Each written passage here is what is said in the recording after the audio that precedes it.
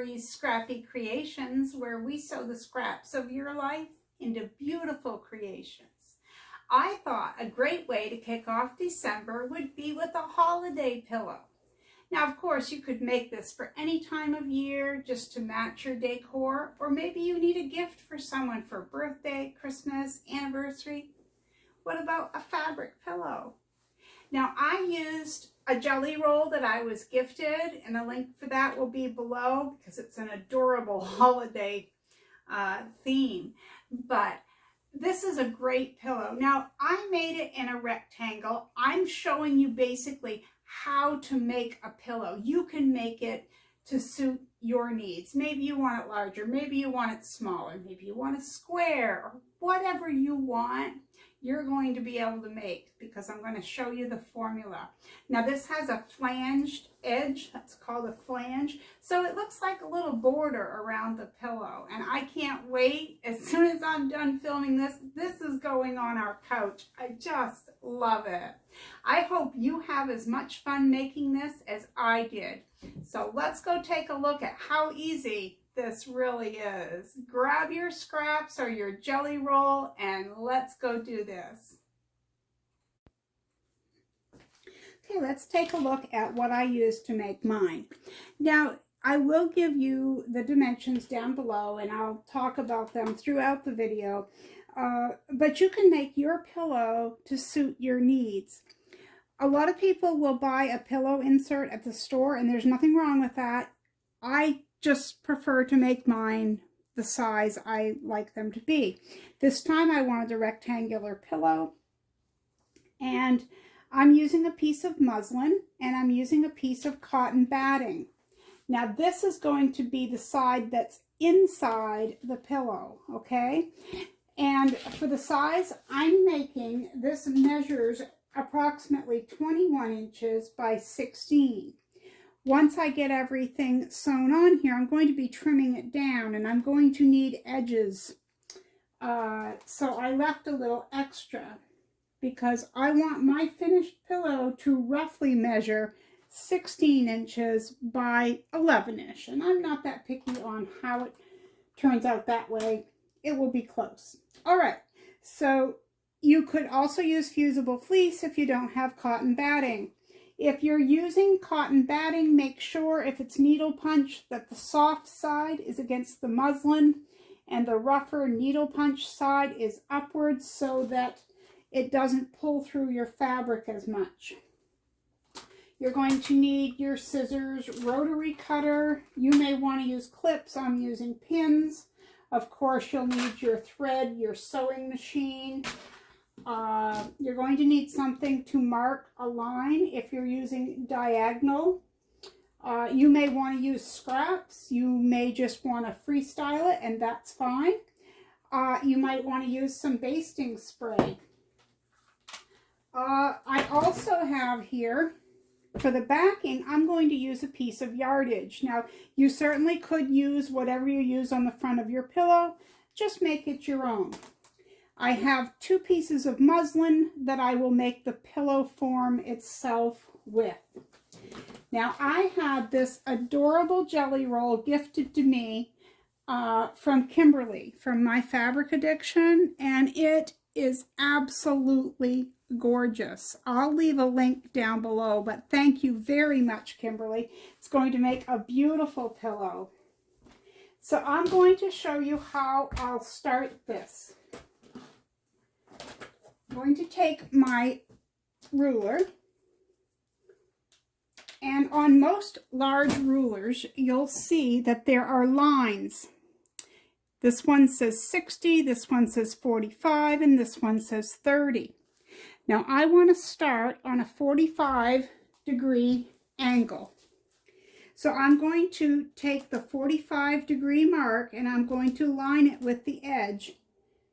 And then I'm going to make a mark right here. And it doesn't even matter that it doesn't go all the way down. I guess I could make it go. I only need it there to line my first piece of fabric up.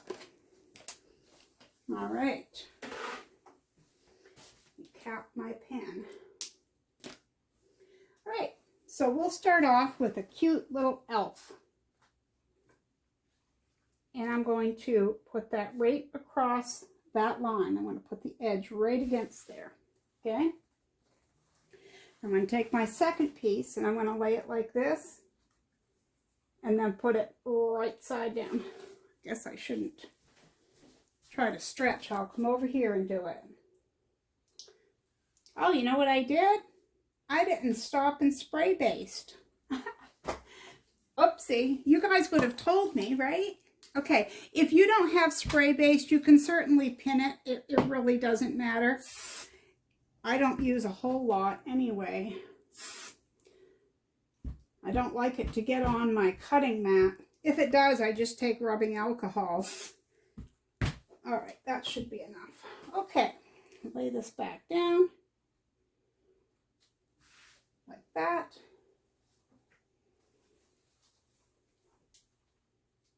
Like this. Now I'm going to let my iron heat up while I sew this, okay?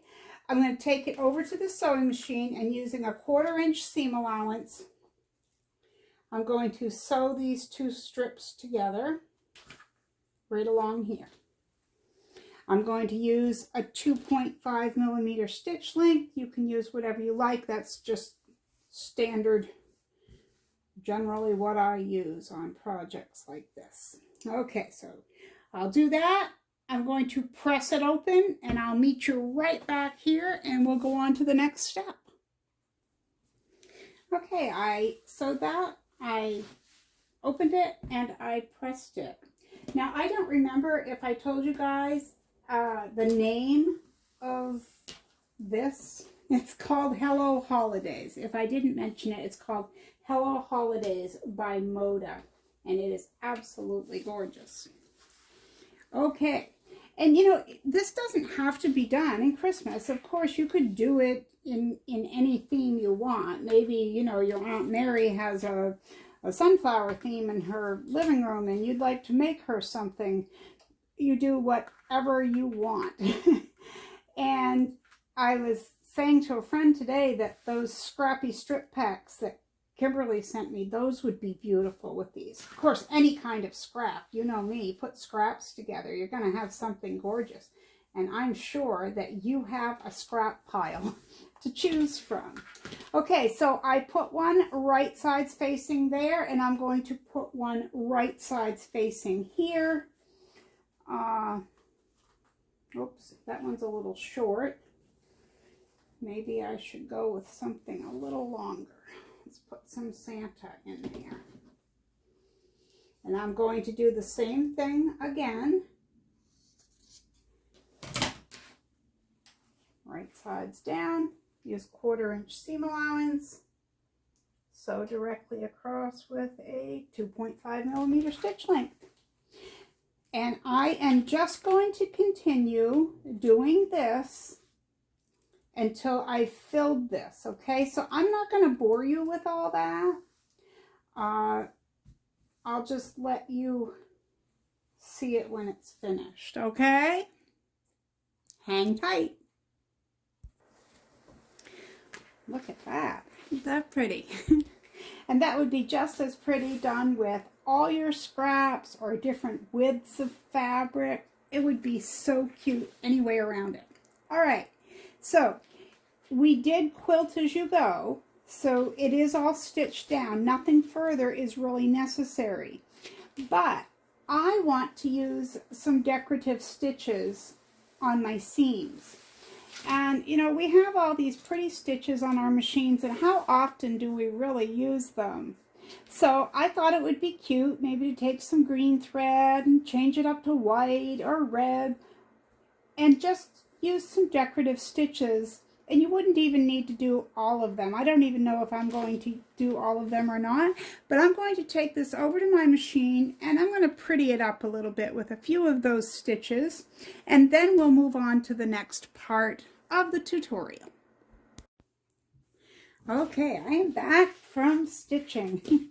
Now, you guys can't listen to me. Seriously, you shouldn't listen to me. I said use all those pretty decorative stitches, but I got over there and I found one that I really like. I hope you can see it. See that? It kind of looked like Christmas tree lights, doesn't it? So I didn't even switch my thread colors. I just kept the white because I thought it looked nice. So, you know, do whatever you think looks nice, because that's what I did. All right, so I need to trim this out, and again, I want to trim it somewhat close to about 20 by 15 or so for what I want for size. Now, because I have a little bit of batting showing, I'm going to trim this edge first. I'm going to square it up a little bit, and then we'll go from there. And I actually, once I get that cut, I'm going to flip it. How am I going to do this? I have my 45-degree mark. So if I line my 45-degree line up, I know I'll have a straight cut.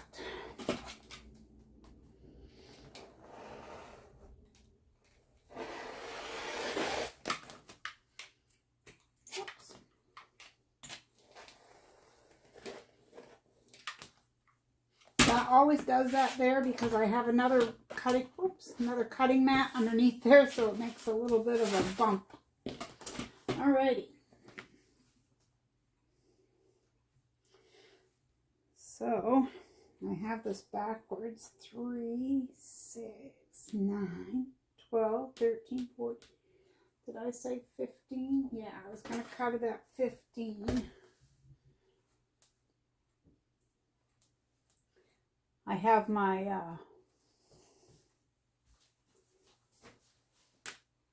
mat backwards of what it should be. My one starts over here. I have to do backwards math. Nobody likes backwards math, do they? This is looking better all the time. Okay. And I didn't come out that far over, but I'm going to trim that edge first from this side so I know it's straight.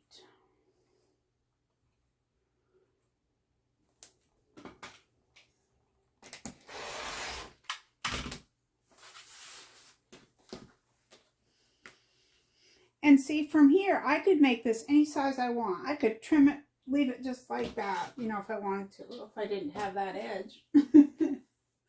Okay, so I wanted to do it at about 20 inches. About 9. I'll go put that 1/2 inch in there. That won't hurt a thing. I don't want to waste any fabric any more than I have to. That's not too bad for little pieces, I don't think. All right, so this measures 20 and a half by 15. Okay, so I got out the ironing mat. Okay, so here's our front, all finished basically. Now, for the backing, I'm going to try to explain this as easily as I can. There are a lot of ways to do it. There's zippers, there's Velcro, there's just the envelope back, which is my preferred method and the method I'm showing today.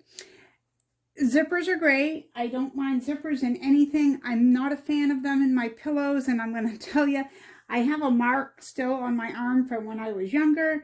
I actually cut my arm on a zipper that had broken. It wasn't the pillow's fault, but either way, I just stay away from them for that silly reason. Okay, so when I make the envelope back, I don't like to center it so much as I like the opening to be on one end or the other so that it makes it easier to get the pillow form in and out of the pillow top. So I have the backings cut, and I have them, see, a little bit, just a little bit longer. I'll trim those out. I do that just to give myself room. So this is cut. You're going to want to cut it your height And then you're going to want an overlap here of 4 to 5 inches. Now remember, we're going to be folding this under. If you've done this with me before, you'll remember that. If not, stay tuned. We're about to do that.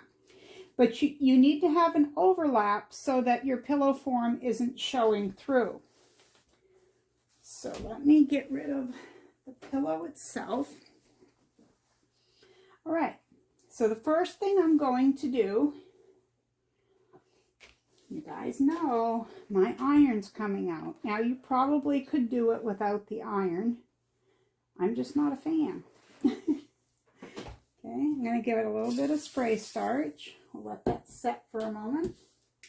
If you have a hot ruler, that's great. And what this does is it allows you to fold it over to a certain measurement. So I always use sizing. I'll show that to you. Spray starch works. It just helps you get a crisp seam, which really does help. Okay. So I'm going to fold this over roughly about 1/2 inch, probably somewhere in there. We'll call it good.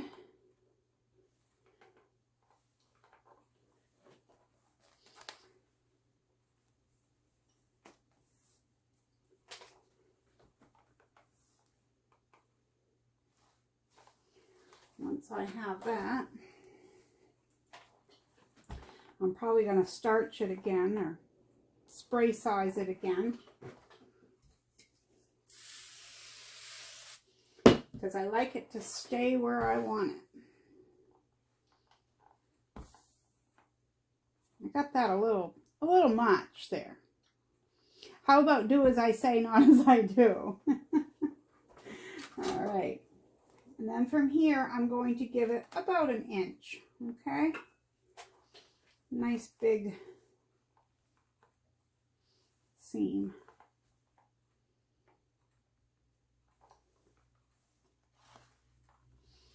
So then we're going to do the same on the other side, or for the other side piece. So there's one. And of course, we're going to have to take that to the sewing machine here in a moment and sew that. I want to make sure I have the right edge.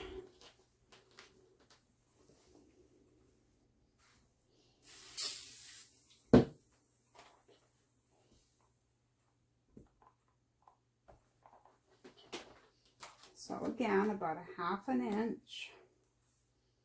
And this is debatable too. You could do this however you want to fold it over. It's your pillow. Your scraps, your pillow. And you know, speaking of scraps, I realize I used the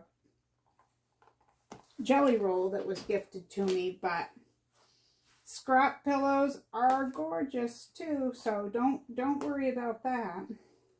Like I said earlier, you know, those, anyone who's been with me knows that Kimberley sells those Scrappy strip packs, and I'm a huge fan of them. And I was thinking they would make a gorgeous pillow any way around it, but I was also thinking of a rag pillow done similar to how I'm doing it today, just done rag style. Wouldn't that be pretty with all different colors? And we all have those scraps, so you could dig right through your scrap pile too. Okay, we're done with that part. So I'm going to take this over to the sewing machine, and I'm going to stitch along here. And I'm going to use a 2.5 millimeter stitch length, okay? And I'm going to back tack at the beginning and the end, and I'm going to go very close to that edge, okay? About 1/8 of an inch, all right? And then I'll be right back. Alrighty, here we go. So this is just stitched. I didn't worry too much about it. I guess I could have pressed this. I'll do it afterwards. We'll call that good. You can pretend I ironed that. All right, so right side's facing down. I want your folded sewn edge over here. Now, you might trim some of this. It really just depends on how you made it. Okay.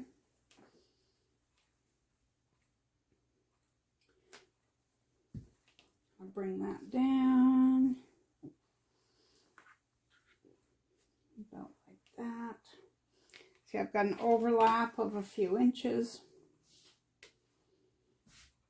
And as I told you, this backing is a little bit larger, okay? I'm going to pin this in place so that I can flip it. And I know there's probably a million ways, and you could do it any of those million ways, but this is just how I do it. So you could trim that out now. I'm not going to. I'm going to use this white muslin pillow edge, and I'm going to sew around the whole thing, all right?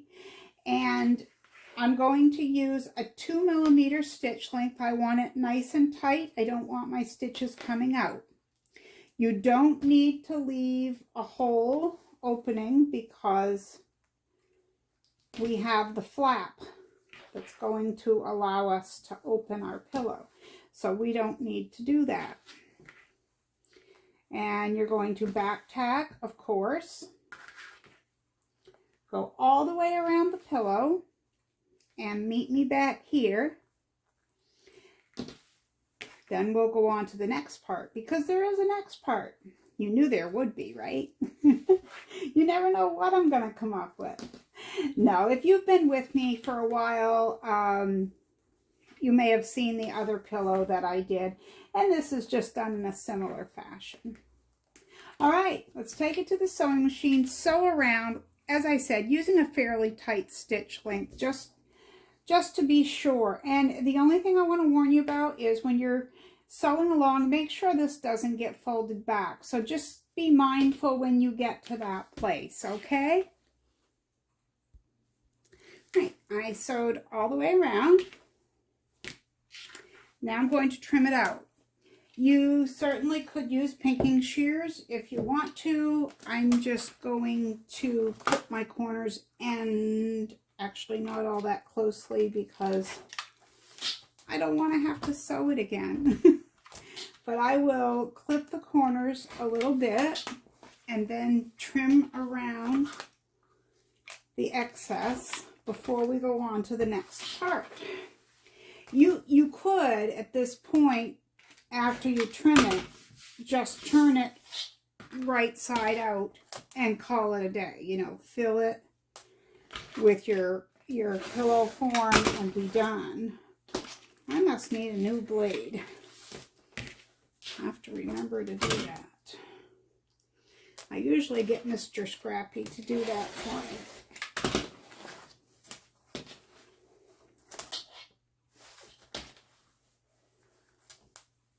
Okay.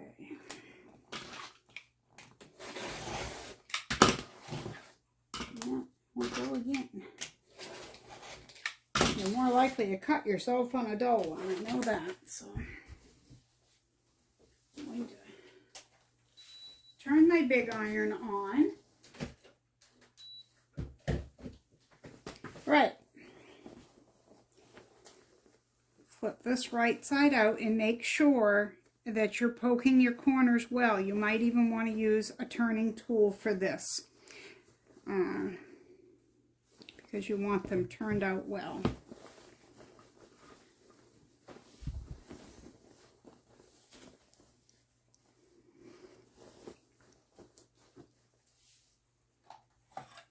Get out Sally.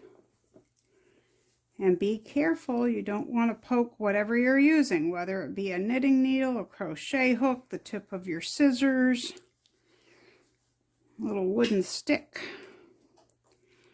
You don't want to poke it through, but if you do, just flip it back out and re-sew it.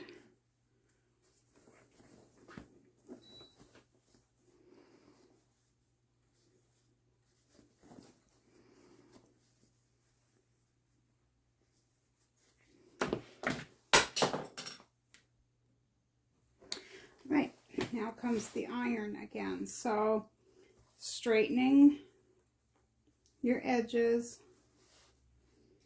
You just want some steam on that.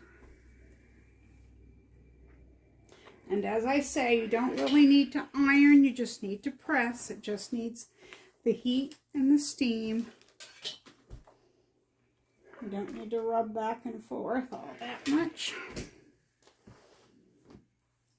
Just fixing it like this because we're going to be stitching around this. So you want it to be straight and even. Because once you stitch it, it's forever. We don't want it uneven when it's forever, right? So just take your time.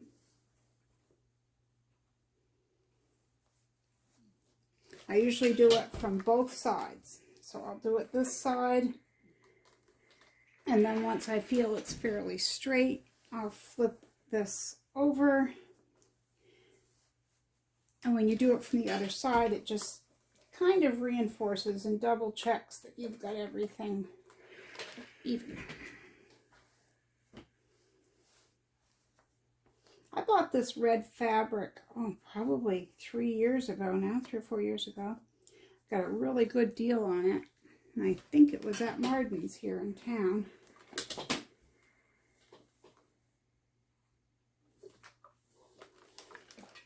And I believe I bought 4 or 5 yards of it, which at the time I hardly ever bought that much of anything.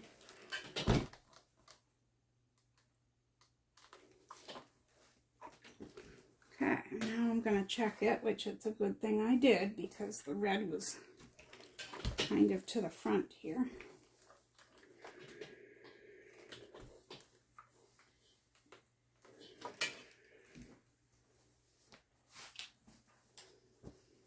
Okay, I think it looks pretty good.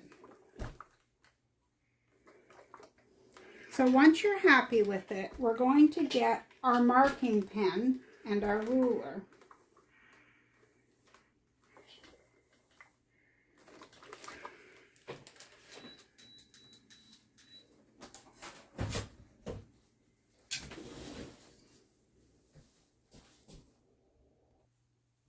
All right, so get rid of the ironing station. Now we're going to make our edge. Now you could make it as narrow as a 1/2 inch. I'm going to go with 1 inch. So I'm going to place that ruler so it's 1 inch from the edge. And then I'm going to use my quilting marker. This one is air and water erasable, so the mark will come out. I'll leave the link in the description box to what it is, but it's called a Leonis. I found it, I think, on Amazon. They came in a package. There were multiples. This one's getting old, that's why I have to go back and forth a few times. I have another one somewhere. I didn't want to make you guys wait while I looked for it.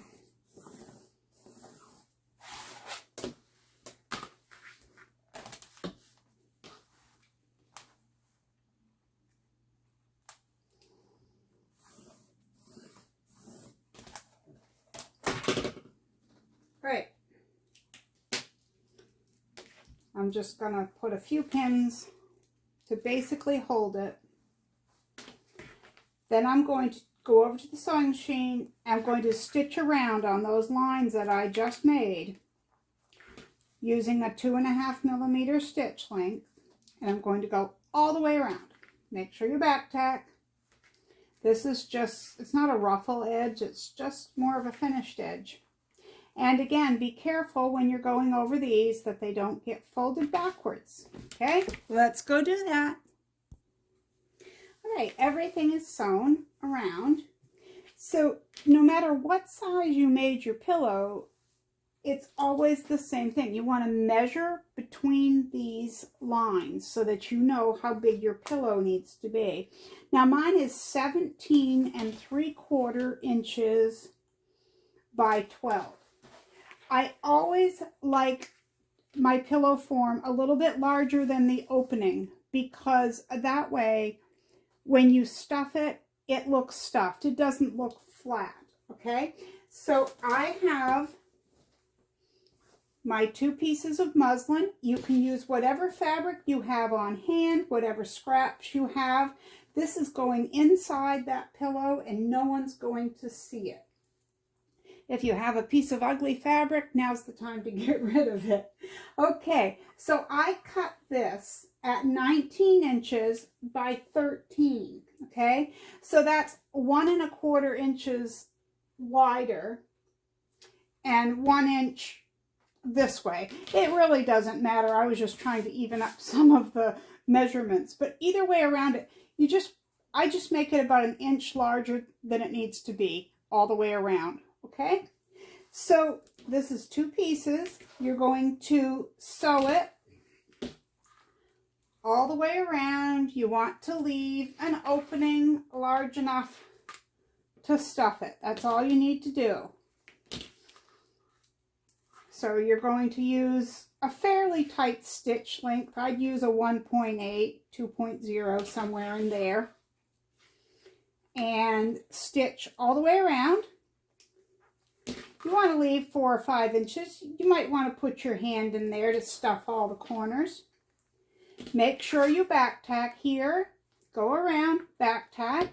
Meet me right back here. Oh, and we're using a 1/4 inch seam allowance on this. Okay, I sewed all the way around there. And it's not really crucial to clip your corners on these pillows. They're going to be inside. It's really not going to matter. But you can if you want to. Okay, flip it right side out.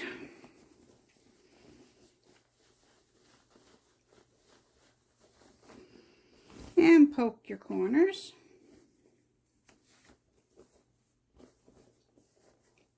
I'm so excited to put this on my couch. I think it's going to be so cute. Okay, and here, I'm going to use a little bit of sizing again, or starch, whatever you have. If you don't, it works either way. It really and truly does. But I use it in order, boy, that came out thick again. I wonder if I'm heavy-handed or it's the way it's coming out of there. This is just for my sewing when I close it up. And this doesn't need to be perfect. It's going to be inside there again. So, all right. And here is a pillow that I bought. So for anyone new, you may wonder why I'm not using polyfill. Well, this is polyfill and it's cheaper. So I figured this out a while back, that ounce for ounce, you get more by buying one of those cheap basic pillows at wherever you have. We have a Walmart. It is polyfill, and it's cheaper to buy it this way than it is to buy it in the craft section. So anyway, that's how I buy it. I will save you the boring part. I'm going to stuff this pillow and I'll be right back. Right, I have filled my pillow. I filled the corners first and then the rest. I'm going to take this over to the sewing machine and I'm going to stitch this closed. You could do it by hand. I find it works well if I use the zipper foot of my sewing machine so I can get nice and close. For years I just was a stickler for hand stitching it, so I understand if you want to do that. That works out well too. Do whatever makes you happy because it's your happy pillow. All right, I'm going to do that and I'll be right back and we'll finish this project. Okay, this is all closed up. Let's put the pillow form in there. And it should be snug. At least that's how I like mine. Because whoops, that way, as they're used, they don't go floppy or thin so quickly. how nice that fits in there, see? A nice overlap, nice and snug. Isn't that adorable? I love that. Now you could always fancy it up a little bit with buttons. I could have put a label on there, you know, on the back if it were gifted. Boy, I've got threads everywhere. This is the perfect size for where I want it on my couch, and I might make another one to match it. I think that's adorable. So I hope you like the project today. I hope you make your own, whether you make it for Christmas or for any time of year. I think it's a great pillow. And of course you could use jelly rolls. You could also use scraps. Whatever you have on hand is best to use.